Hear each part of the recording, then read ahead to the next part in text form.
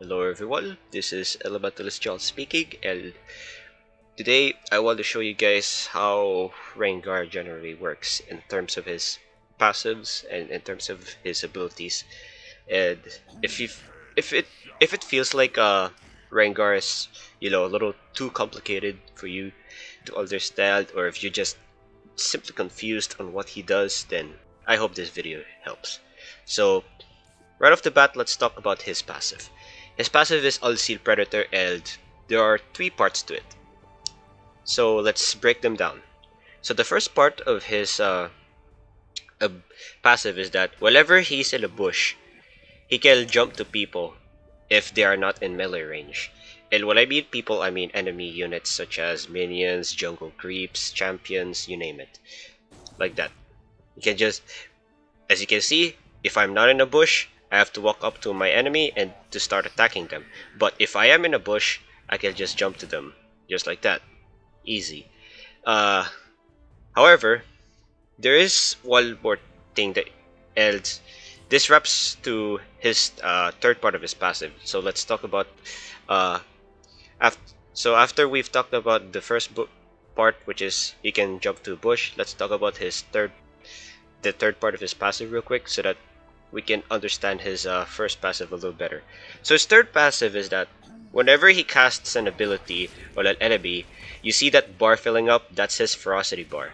That's called his ferocity bar. And whenever he has 4 points of ferocity, his Lex ability is going to be enhanced, meaning it's gonna have stronger effects that will help him out.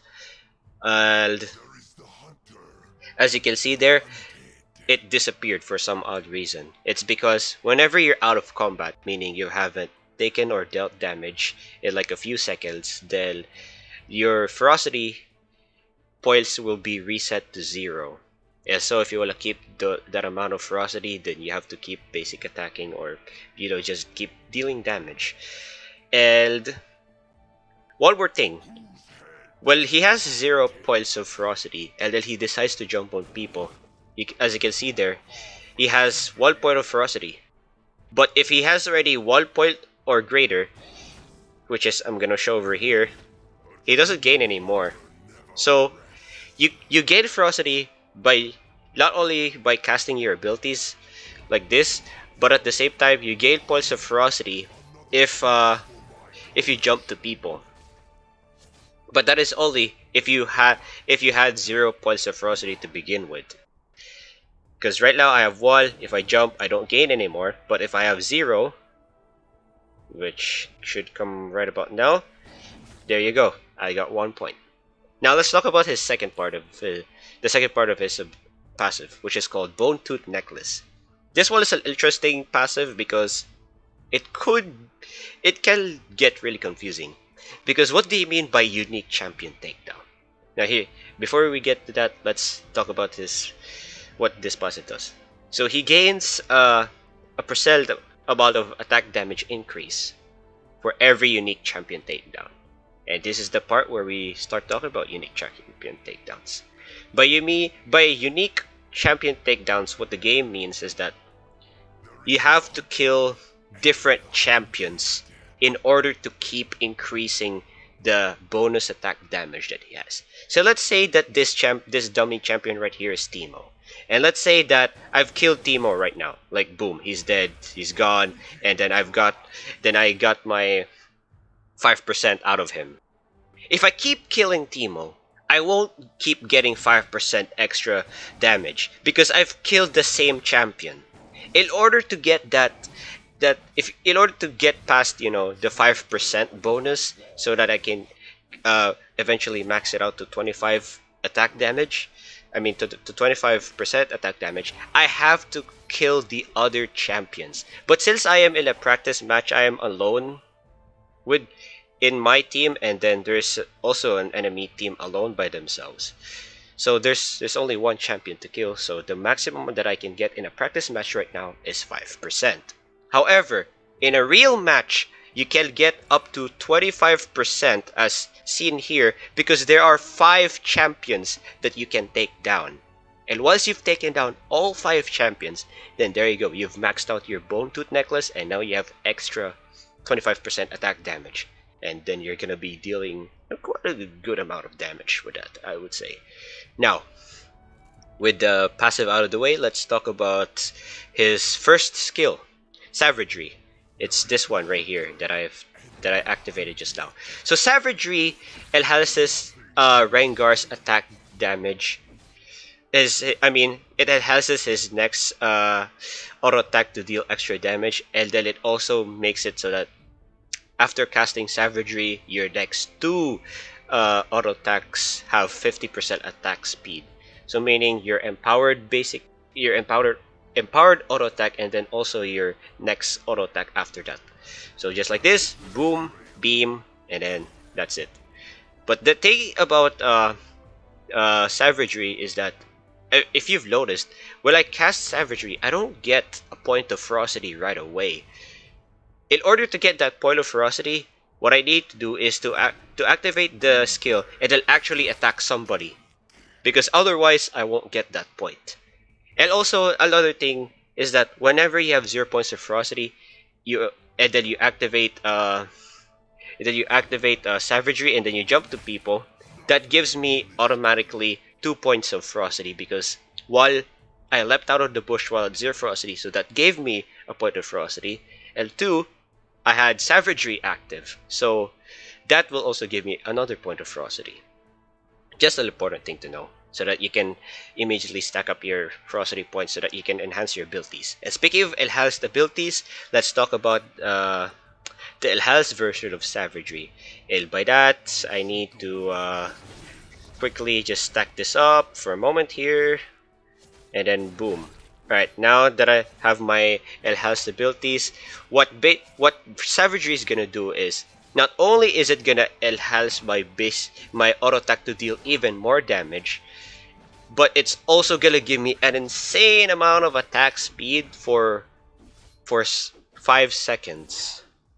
Not just for 2 basic attacks, but for 5 seconds. So here, I'm about to activate it right now. See? I dealt like a pretty good amount of damage, and now I'm attacking like crazy. So enhanced Savagery is basically like a burst ability on steroids. It's good for taking down champions and such, but you quickly find out that using enhanced Savagery whenever given the chance is not always the best option, as you also have these abilities that he has. And these abilities have, unique properties as well when they're enhanced, so let's talk about them right now. His second ability right here is called Battle Roar. You basically deal damage around you whenever you activate it, but it also has a special caveat to it, or a special trait to it, as and I'm gonna show it to you right now. You see that gray area with heal by HP when I took damage? That's because of my Battle Roar. What that gray area in my HP means is that whenever I activate Battle Roar, that's the amount of HP I'm going to heal back. Because here is the properties of Battle Roar. He roars, dealing that amount of magic damage, and he heals for 50% of damage taken in the last 2 seconds. Meaning that if you're taking like a bunch of damage in like such a short amount of time that fits the 2-second criteria, then you can just use Battle Roar and heal some of it back, so that you can either stay longer in a fight, or just have enough HP to escape a fight, or just have enough HP to win a duel between an enemy champion and you. Now, what's the enhanced version? For that, I'm gonna need a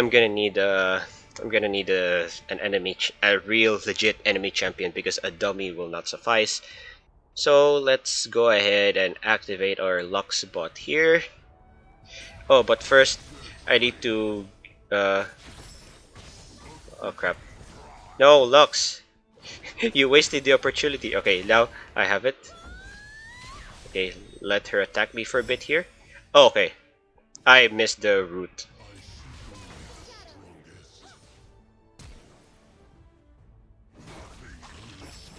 Here! There we go. You saw what just happened there? What basically happened there was, Lux rooted me, but I used my enhanced battle roar to get out of there, to shake off the root and get away. So yeah, that's basically what the enhanced version does. Not only it has the original traits of the normal battle roar, but it also allows you to shake off crowd control effects. And at the same time, I don't know if you guys noticed that, but at the same time, it also gives you movement speed.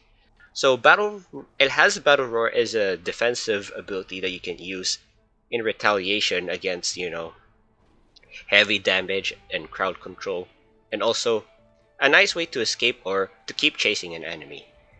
Now, let's move on to his third ability. Oh crap, the dragon is liking this dummy a little too much. Let me just remove him out of there. Thank you. Let me just get away from you as well, and everything will be fine. Let's put a dummy right here. Let's put you back. Now, third ability is Bola Strike.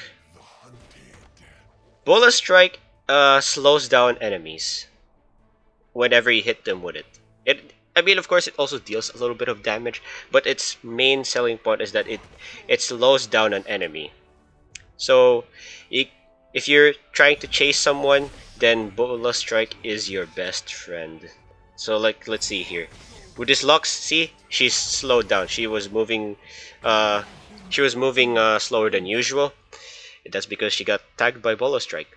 Now, nothing really special about it. Deal damage slow, but this skill does get stronger when you enhance it, because let me just get the enhanced version here real quick. Like that. Let me just get the point of ferocity needed. There we go. If I hit Lux with this, she's now rooted instead of slowed. That's what the enhanced Bola Strike does. So instead of slowing, your target gets rooted, which is nice. And it's pretty much a good. It has Bola Strike is basically what you want to use if your enemy has. If you're like really sure that your enemy wants to dash away from you, or to move away from you. If you want to just hold them in place so that you can kill them in peace, yeah, that's what you want to. That's the time where you want to use Bola Strike. And now comes the ultimate. But before we get to his ultimate, I want you guys to know that ferocity, the amount of ferocity that Rengar gets from his, from using abilities, ferocity all 4 points of ferocity only enhance his three abilities right here: his Savagery, his Battle Roar, and his Bola Strike. It does not enhance his ultimate at all. But even then, I don't think you really need to enhance Rengar's ultimate given how powerful it is. So let's talk about it right now. Thrill of the Hunt is the name of his ultimate, and when you activate it, this is what it looks like. Does that circle remind you of something? Because if it does remind you of Rengar's circle that appears when he's in the bush, then you are exactly correct. While he is in his ultimate, he is camouflaged, has greater movement speed, and he can jump to an enemy target without the need of a bush. That's like the main points of his ultimate that you need to know. Because with the help of his ult, you can just go on a mayhem and engage to anyone you like. But another thing to remember with his ult is that after you've used his ult, you get out of camouflage state, and you can no longer jump to another target until you're in a bush, or until you've reactivated your ult again. And in a real match, your ult has quite a substantial amount of cooldown, so you wanna be like, you don't want to waste your ult. You want to use it in the right moments only. Such as when you see a lone marksman just out of position but not really close to a bush, then yeah, that's the time where you activate your ult and then just rush into them and then eat them like a cat. And one more thing, whenever you use your ult, you actually also reveal enemies near you. As you can see, that Lux was revealed because This ult actually also reveals nearby enemies that are hidden by the fog of war. See, gains 50% movement speed and reveals the nearest enemy champion for 20 seconds. And the nearest enemy champion right now to me is Lux. And that's why I can see her, even though she is hidden in the fog of war. And fog of war means that this dark area right here that you see. The fog of war is basically the areas where you have no vision, you have no wards, you have no enemy, you have no allied champion helping you to see what's there, and you also have no minions and all that stuff. But yeah, even if enemies are hidden in the fog of war, uh, your ultimate is able to spot them because of because of what it simply does.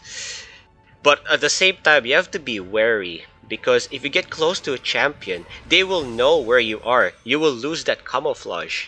Meaning, when you're camouflaged, they can't see you. But camouflage also means that if you get close to them, like really, really close to them, they can see you. Like if you see that exclamation point above Rengar's head, that means that enemies can see him. And you better get away, or you better attack now, or else the enemies are gonna take advantage of, knowing where your position is, and they're gonna strike back before you can. So you have to be fast. Basically, with this ult, you have to take like an assassin. You have to pick your targets carefully because even if you do have ult, and then even if you are super fast and people don't know where you are, once you engage, you lose that camouflage. You lose that extra movement speed and you're now in a fight. It's either A, you kill your target, or B, you have to bail out as soon as you can because you realized it's the wrong location, because if you don't bail out, you're pretty much just you're now not the hunter, but you're the hunted now. And with this ult, yeah. The thing is, Rengar is really good at engaging, but he's not really good at escaping unless he has his, of course, unless he has his battle roar, enhanced battle roar activated, in which he can gain, the necessary movement speed required to escape. But even then, he still kind of suffers because all his blink skills, all his jumping shenanigans, are for engage. Like his bush jump is to attack someone, and his ultimate is to attack someone. Technically speaking, you can also use your ult to escape, but you're wasting you're wasting a long cooldown skill just to escape, and that's not really smart because. All right, let's get real here for a moment, you guys. Whenever you are in a real match, it's really hard to utilize bushes because enemies will naturally avoid it because you're Rengar, and they they know that bushes are gonna be your main vantage point. So why the heck are they gonna get close to bush? So whenever a team fight breaks out, it's typically like in lanes, especially like mid lane ish, like right here. And in this area, can you really use a bush? Like, okay, sure, you can go over here and use a bush, but that's about the area right here. Like that's like the ring right here. But this is the only area you can engage at. Like, look at my crosshair right here. Yeah, this is the only area you can jump to. But enemies are not gonna be dumb enough to stay like right here where my crosshair is. They're gonna be right here at the middle of the bush, and you can't really jump to them. And if you try to get close, you get out of your bush, and then you lose your opportunity to jump. And then instead of you jumping them, they're now gonna jump on you, and then you die. This is where your ult comes in handy. As you can see, you don't need a bush to engage to an enemy. Because if you're here, you can't engage, but if you have your ult, then you can just jump like that. What I mean to say is, if there's a team fight going on in a lane, or if there's, a key target, a key enemy you want to kill in a lane, it's hard to use bushes, so you use your ult. But if, for some odd reason, a fight breaks out in part of a jungle, then you're in luck because the jungle is filled with bushes. A lot of them. And so if there's like, I don't know, an enemy is right here trying to take your red buff, or just an enemy going through the jungle, boom, you're on top of them. So unload your combo onto them, and then there you go. You pretty much killed them. I mean, let's just pretend that you've killed them, because Rengar does deal a lot of damage. Not gonna lie. And yeah, that's pretty much how Rengar's abilities and passive works. If you want to know what items you want to get, I typically prefer that you go assassin-like items, like what I have recommended here. Uh, Although disregard Death's Dance, because I feel like Guardian Angel is better for instead of Death's Dance. So anyway, when it comes to items, I recommend armor penetration items that assassins usually use, such as Yomu's Ghost Blade. Dusk Blade definitely you should get because it has a passive where it enhances the damage you deal while you're unseen by an enemy. So yeah, your ambushing shenanigans are just gonna get stronger if you get Dusk Blade. Definitely get this. And as for other items, you can either go defensive as you can either go Black Cleaver if you want to. You can also go for where's that item right here? You can also go for Umbral Glaive so that you can disable wards, which is really useful for ganking because you don't want to be seen because that's gonna be disastrous. I mean, if you're seen while you're trying to gank, then enemies you're gonna know that you're there and they're gonna either escape or take advantage of that, and you're gonna get ganked instead. And for defensive item, and after you get like these three items, you can either go for defensive items such as Guardian Angel, and you can also use top it off with Mortal Reminder, which gives the highest amount of armor penetration out of any items. And this item also gives Grievous Wounds, which reduces the amount of healing that enemies take. So it's like really good against someone with good healing, or a tank that has good sustain. And as for rules, you wanna get Electrocute if you wanna deal a lot of burst damage, but at the same time, like if you wanna win prolonged fights, then maybe Conqueror is also an option. And as for your three other rules that that's like aside from your keystone rules, you will get hunter runes such as Hunter Titan, Hunter Genius, all that stuff, uh, which basically gives you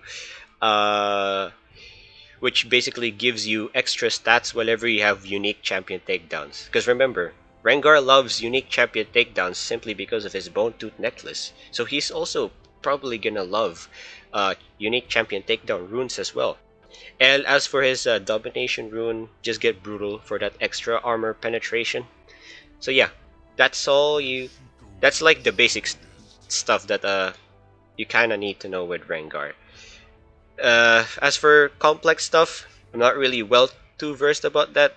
But as for simple stuff, that's all practically you need to know. And with that being said, thank you all for watching, and I really hope that this video helped out a little bit, uh, helped a little bit to clear up what's really confusing about Rengar and whatnot. But if you're still confused about something, then go ahead and feel free, comment down in the section. Go comment down, leave a comment, say okay, I don't get this and that, and I'll try to respond to that. And as always, I'll see you guys next time.